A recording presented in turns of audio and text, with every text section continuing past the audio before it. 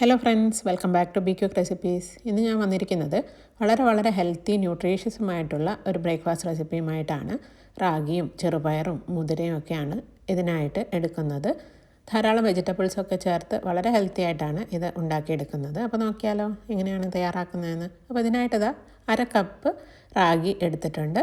അതിൻ്റെ ഒപ്പം തന്നെ 1/4 കപ്പ് ചെറുപയർ ചേർക്കുകയാണ്. ഇനി വേണ്ടത് മുതിരയാണ്. 1/4 കപ്പ് മുതിര കൂടി ചേർക്കുന്നുണ്ട്. ഇനി നമുക്ക് ഇതിൻ്റെ ഒപ്പം 1 ടീസ്പൂൺ ഉലുവ കൂടി ചേർക്കാം. ഇനി ഇതെല്ലാം കൂടി നല്ല പോലെ ഒന്ന് കഴുകിയെടുക്കണം. 3-4 പ്രാവശ്യം വെള്ളം തെളിഞ്ഞ് വരുന്നത് വരെ വേണം കഴുകിയെടുക്കാനായിട്ട്. റാഗിയിലും മുതിരയിലും ചെറുപയറിലുമൊക്കെ ധാരാളം അയണും കാൽഷ്യവും പ്രോട്ടീൻസും ആൻറ്റി ഓക്സിഡൻസും ഒക്കെ അടങ്ങിയിട്ടുണ്ട്. ഡെയിലി കുറച്ചെങ്കിലും ഇതെല്ലാം നമ്മുടെ ഭക്ഷണത്തിൽ ഉൾപ്പെടുത്തുന്നത് ഒരുപാട് നല്ലതാണ്. ഷുഗർ ഉള്ളവർക്കും കൊളസ്ട്രോൾ ഉള്ളവർക്കും അതുപോലെ വെയിറ്റ് കുറയാൻ ആഗ്രഹിക്കുന്നവർക്കും കുട്ടികൾക്കും മുതിർന്നവർക്കും ഒക്കെ ഒരുപോലെ കഴിക്കാൻ പറ്റുന്ന വളരെ ഹെൽത്തി ആയിട്ടുള്ളൊരു ബ്രേക്ക്ഫാസ്റ്റാണിത്. ഞാനിത് നന്നായിട്ട് കഴുകിയെടുത്ത് വെള്ളമൊഴിച്ച് കുതിർക്കാനായിട്ട് മാറ്റി വെച്ചിട്ടുണ്ട്. 6 മണിക്കൂറെങ്കിലും ഇത് വെള്ളമൊഴിച്ച് മാറ്റി വെക്കണം. അപ്പോൾ ഇത് 6 മണിക്കൂർ കഴിഞ്ഞിട്ടുണ്ട്, നല്ല പോലെ കുതിർന്നിട്ടുണ്ട്. ഇനി നമുക്കിത് അരച്ചെടുക്കുകയാണ് വേണ്ടത്. നമുക്ക് മിക്സിയുടെ ജാറിലേക്ക് ഇട്ട് കൊടുക്കാം. ഇത് മുഴുവനും ഞാൻ ഈ ജാറിലേക്ക് ഇട്ട് കൊടുക്കുകയാണ്. ഇതിലേക്ക് 1 തവി ചോറും കൂടി ചേർക്കുകയാണ്. ഏത് ചോറും ഇതിനായിട്ട് എടുക്കാവുന്നതാണ്. ചോറിന് പകരം അവലും ചേർക്കാം. ഷുഗർ ഉള്ളവരാണെങ്കിൽ ചോറ് ഒഴിവാക്കുന്നതാണ് നല്ലത്. കുറച്ച് വെള്ളം ഒഴിച്ച് നമുക്കിത് അരച്ചെടുക്കാം. ഇഡ്ഡലി മാവിൻ്റെ ഒക്കെ ഒരു കൺസിസ്റ്റൻസിയിൽ വേണം അരച്ചെടുക്കാനായിട്ട്. ഒരുപാടങ്ങ് ലൂസായി പോകണ്ട.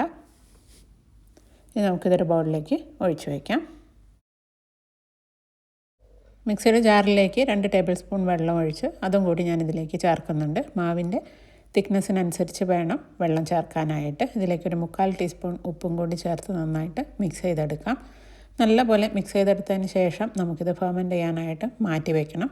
ഒരു 8 മണിക്കൂറെങ്കിലും ഇത് ഫെർമെൻറ്റ് ചെയ്യാനായിട്ട് മാറ്റി വയ്ക്കണം. ഞാനിപ്പോൾ ഇത് രാത്രിയാണ് അരച്ച് വയ്ക്കുന്നത്. രാവിലെ ആകുമ്പോഴേക്കും മാവ് നന്നായിട്ട് തന്നെ പൊങ്ങി വരും. തണുപ്പുള്ള സ്ഥലമൊക്കെ ആണെങ്കിൽ കുറച്ച് അധിക സമയം എടുക്കും ഇത് പൊങ്ങി വരാനായിട്ട്. അപ്പോൾ ഇതാ ഇവിടെ രാവിലെ ആയിട്ടുണ്ട്. മാവ് കണ്ടില്ലേ, പൊങ്ങി വന്നിട്ടുണ്ട്, നല്ല തിക്കായി വന്നിട്ടുണ്ട്. കണ്ടില്ലേ, ഒരുപാടങ്ങ് പൊങ്ങി പാത്രം നിറഞ്ഞു വരുമൊന്നുമില്ല കേട്ടോ. ഇതുപോലെയാണ് ഉണ്ടാവുക. ഇത്രയും മതി. ഒരുപാടങ്ങ് പുളിച്ചു പോകാനായിട്ട് വെയിറ്റ് ചെയ്യേണ്ട ആവശ്യമില്ല. വല്ലാതെ പുളിയായി കഴിഞ്ഞാൽ നമ്മൾ ഉണ്ടാക്കുന്ന ഇഡ്ഡലിക്കും ദോശയ്ക്കും ഒന്നും ഒരു ടേസ്റ്റ് ഉണ്ടാവില്ല, വല്ലാതെ പുളിയായി പോകും. അപ്പോൾ ഇതാ ഈ മാവിൽ നിന്നും ഞാൻ പകുതി മാറ്റി വയ്ക്കുന്നുണ്ട്. ഈ മാവ് കൊണ്ട് നമുക്ക് ദോശയും ഇഡ്ഡലിയും ഉണ്ടാക്കിയെടുക്കാം. അപ്പോൾ ഈ മാറ്റി വെച്ച മാവിലേക്ക് കുറച്ച് വെള്ളം ഒഴിച്ച് ഒന്ന് ലൂസാക്കി എടുക്കുന്നുണ്ട്. അത് ദോശ ഉണ്ടാക്കാനായിട്ട് ഞാൻ മാറ്റി വയ്ക്കുകയാണ്.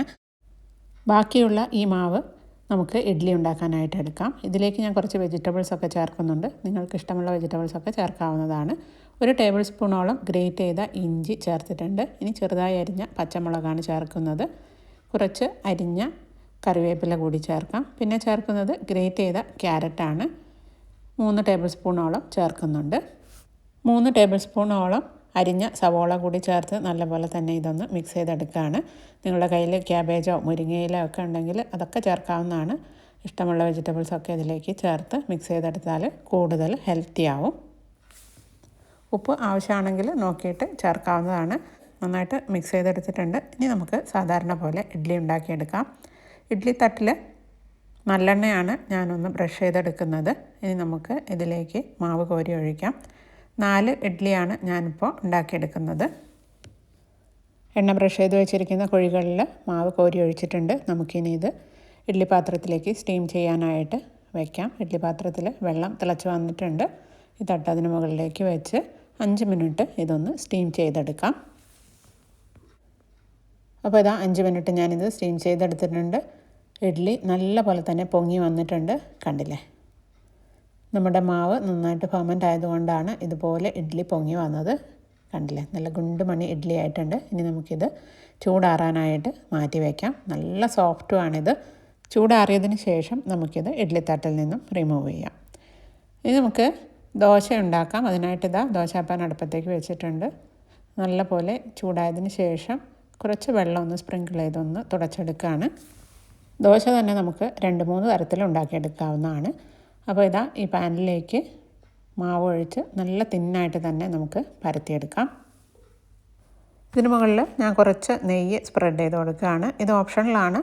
നിങ്ങൾക്ക് ഇഷ്ടമാണെങ്കിൽ മാത്രം കുറച്ച് നെയ്യോ അല്ലെങ്കിൽ വെളിച്ചെണ്ണയോ ഒക്കെ സ്പ്രെഡ് ചെയ്ത് കൊടുക്കാവുന്നതാണ്. ഒന്നുകിൽ ഇതുപോലെ പ്ലെയിൻ ദോശ ഉണ്ടാക്കിയെടുക്കാം. ഞാനിപ്പോൾ ഇതിന് മുകളിലേക്ക് കുറച്ച് അരിഞ്ഞ സവോളയും കറിവേപ്പിലയും ഗ്രേറ്റ് ചെയ്ത ക്യാരറ്റും ഒക്കെ ഒന്ന് സ്പ്രെഡ് ചെയ്ത് കൊടുക്കുന്നുണ്ട്. നിങ്ങൾക്ക് ഇഷ്ടമുള്ള വെജിറ്റബിൾസൊക്കെ ഇതിന് മുകളിൽ സ്പ്രെഡ് ചെയ്ത് കൊടുക്കാവുന്നതാണ്. കൂടുതൽ ഹെൽത്തി ആകും. വെജിറ്റബിൾസ് സ്പ്രെഡ് ചെയ്തതിന് ശേഷം ഇതുപോലെ ഒന്ന് പ്രസ് ചെയ്ത് കൊടുക്കാം. ഇനി ദോശ നന്നായിട്ട് മുരിഞ്ഞ് വന്നതിന് ശേഷം നമുക്ക് ഇത് പാനിൽ നിന്നും എടുത്ത് മാറ്റാം. നല്ല ക്രിസ്പി ആയിട്ട് തന്നെ ദോശ ഉണ്ടാക്കിയെടുക്കാവുന്നതാണ്.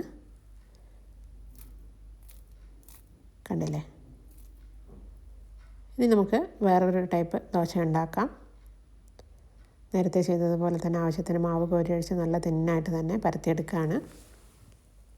കുറച്ച് നെയ്യ് നമുക്ക് ഇതിന് മുകളിൽ സ്പ്രെഡ് ചെയ്ത് കൊടുക്കാം. ഇത് ഓപ്ഷണലാണ് കേട്ടോ. ഇനി ഞാൻ ഇതിന് മുകളിലേക്ക് കുറച്ച് മുരിങ്ങയില ചമ്മന്തിപ്പൊടിയാണ് വിതറി കൊടുക്കുന്നത്. ഇതിൻ്റെ വീഡിയോ ഞാൻ ഓൾറെഡി ഇട്ടിട്ടുണ്ടായിരുന്നു. ഒരുപാട് പേര് കണ്ട് ട്രൈ ചെയ്ത് നോക്കിയിട്ട് നല്ല അഭിപ്രായങ്ങൾ പറഞ്ഞ വീഡിയോ ആണ്. ഒരുപാട് റീച്ച് കിട്ടിയ ഒരു വീഡിയോ ആണ്. നിങ്ങളിതുവരെ കണ്ടിട്ടില്ലെങ്കിൽ ഒന്ന് കണ്ടു നോക്കണേ. നല്ല ടേസ്റ്റുമാണ്. അതുപോലെ മുരിങ്ങയില ആയതുകൊണ്ട് തന്നെ വളരെ വളരെ ഹെൽത്തിയാണിത്. ഇനി ദോശ നന്നായിട്ട് മുരിഞ്ഞ് വരുന്ന സമയത്ത് നമുക്കിത് പാനിൽ നിന്ന് എടുത്ത് മാറ്റാം. അപ്പോഴേക്കും നമ്മുടെ ഇഡ്ഡലി ചൂടാറിയിട്ടുണ്ട്. ഇത് കണ്ടില്ലേ? നല്ല സോഫ്റ്റാണിത്. അതുപോലെ തന്നെ നല്ല ടേസ്റ്റുമാണ് കഴിക്കാനായിട്ട്. നിങ്ങളിതുപോലെ ഇതുവരെ ട്രൈ ചെയ്ത് നോക്കിയിട്ടില്ലെങ്കിൽ ഒന്ന് ട്രൈ ചെയ്ത് നോക്കണേ. ഉണ്ടാക്കി നോക്കിയിട്ട് നിങ്ങളുടെ ഫീഡ്ബാക്കൊക്കെ കമൻറ്റ് ബോക്സിൽ ഇടണേ. ഇനി ഇതാ ദോശ കഴിക്കാം. ഇത് നമ്മൾ ചമ്മന്തിപ്പൊടി വിതറിയിരിക്കുന്ന ദോശയാണ്. ഇത് നമ്മൾ വെജിറ്റബിൾസൊക്കെ ഇട്ടിട്ടുള്ള ദോശയാണ്. ഈ വെജിറ്റബിൾസൊക്കെ ഇട്ടിരിക്കുന്ന ദോശ ചമ്മന്തി ഒന്നും ഇല്ലെങ്കിലും കഴിക്കാനായിട്ട് നല്ല ടേസ്റ്റാണ്. ഇത് ഞാൻ മുരിങ്ങയില ചമ്മന്തിപ്പൊടി കൂട്ടിയിട്ടാണ് കഴിക്കുന്നത്. ഈ വീഡിയോ നിങ്ങൾക്ക് എല്ലാവർക്കും ഇഷ്ടമായിട്ടുണ്ടാകുമെന്ന് വിചാരിക്കുന്നു. ഇഷ്ടമായിട്ടുണ്ടെങ്കിൽ എൻ്റെ ഈ വീഡിയോ ലൈക്ക് ചെയ്യാനും ഫ്രണ്ട്സിനും റിലേറ്റീവ്സിനൊക്കെ ഷെയർ ചെയ്യാനും എൻ്റെ ഈ ചാനൽ സബ്സ്ക്രൈബ് ചെയ്യാനും മറക്കല്ലേ. മറ്റൊരു ഹെൽത്തി റെസിപ്പിയുമായിട്ട് അടുത്ത വീഡിയോയിൽ കാണാം. Thank you. Bye bye.